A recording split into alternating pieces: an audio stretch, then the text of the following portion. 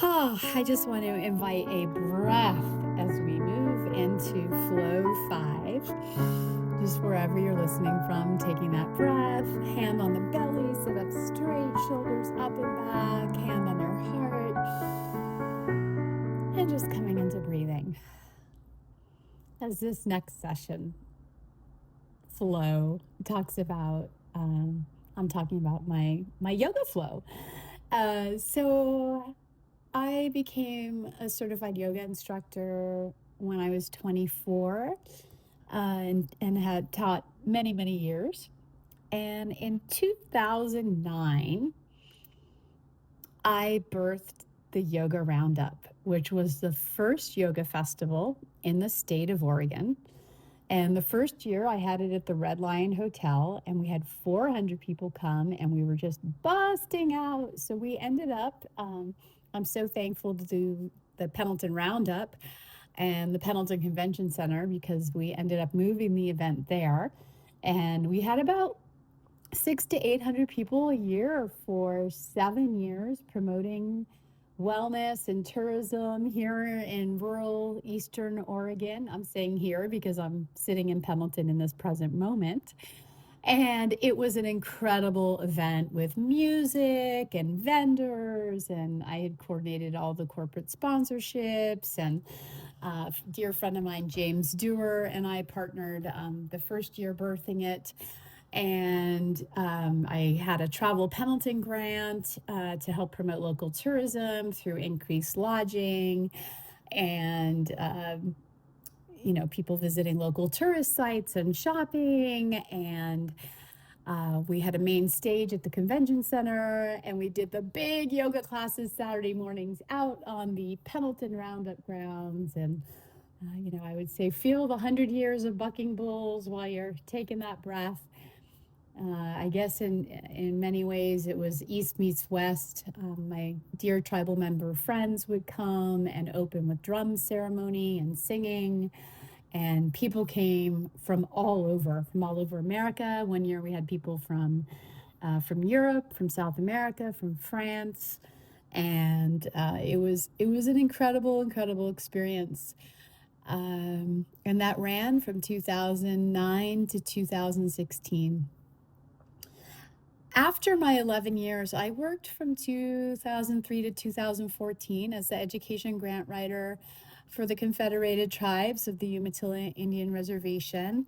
And after that, I shifted to Yellowhawk Tribal Health Center, where I was the life coach and community outreach, and had the honor of working with enrolled tribal members to work on lifestyle change to help reduce A1C levels. And I birthed a weekly show that was called Wellness Works on KCUW radio. And it was fantastic. Tribal members would share their success stories of lifestyle change and healthy lifestyles.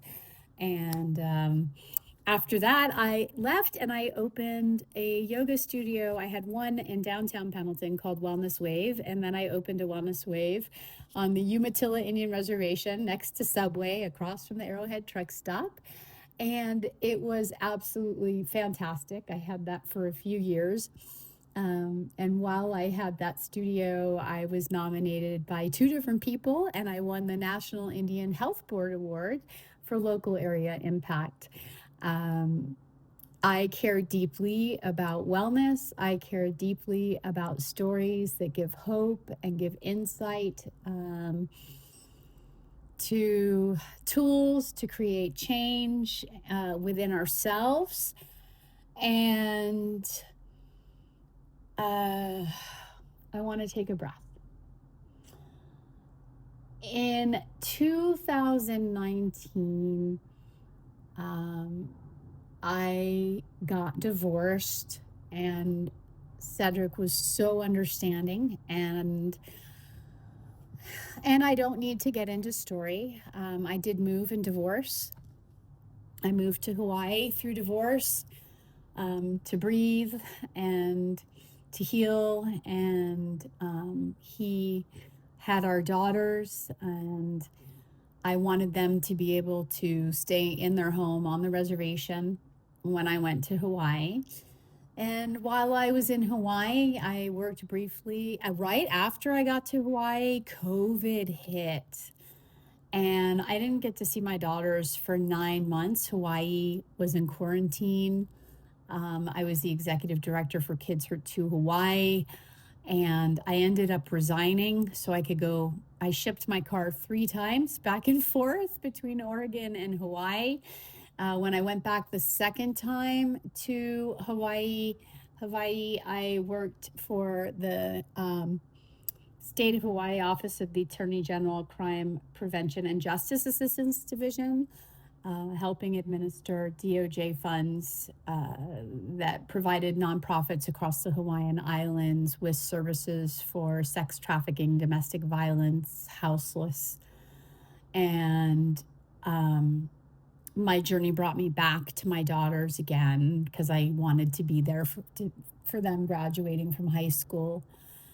And while I was working for the Attorney General at the state of Hawaii, I graduated from Lewis and Clark's National Crime Victim Law Institute. And that was an incredible, incredible training with tools and insight on working with victims of crime. And I want to take a breath.